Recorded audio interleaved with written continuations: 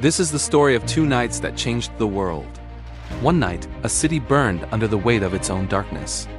And on another morning, a father walked up a mountain believing he might lose the son he waited a lifetime for. Together, these moments reveal the cost of judgment and the depth of impossible faith. Abraham was sitting near his tent in the heat of the day when he looked up and saw three travelers approaching. They weren't ordinary men. Their presence felt heavy, like the air itself bowed around them. Abraham hurried to meet them, offering water, rest, and food, unaware that heaven itself had come to his doorstep. One of the visitors spoke with a voice that seemed to pierce the air. "This time next year, your wife Sarah will have a son." Sarah, listening from inside the tent, laughed softly to herself. She was old, long past the age of children. But the visitor said, "Why did Sarah laugh? Is anything too hard for the Lord?" Sarah denied it, trembling. But the promise stood.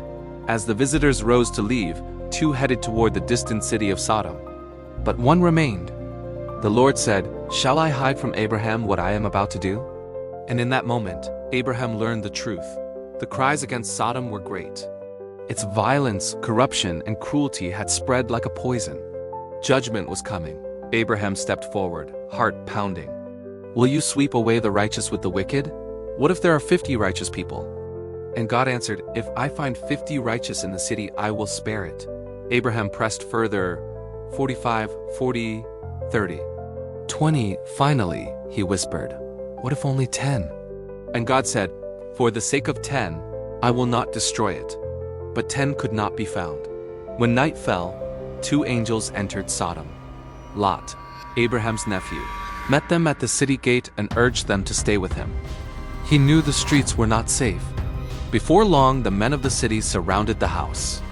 Their intentions were violent, wicked, filled with a darkness that had rotted the city from within. The angels pulled Lot inside and struck the attackers with blindness. "Gather your family," they said. "The city's end has come."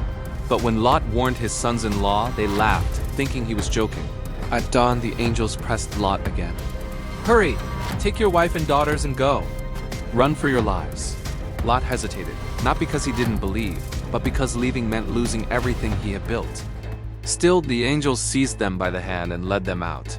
As they fled, one warning echoed behind them. "Do not look back." From the hills, Lot's wife turned. Just one glance.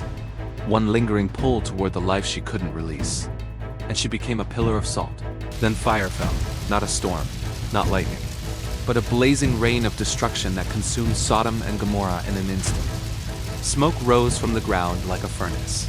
A sight Abraham would see from far away, standing on the hill where he had once spoken with God. Sodom's destruction would live in history as a symbol, not only of judgment, but of what happens when a people forget compassion, justice, and mercy.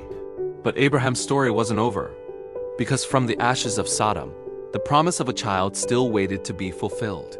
1 year later, against all human possibility, Sarah gave birth to Isaac, the child of laughter. Their miracle, their joy. Years passed, Isaac grew. And then, in a moment that tested the very core of human trust, God spoke to Abraham.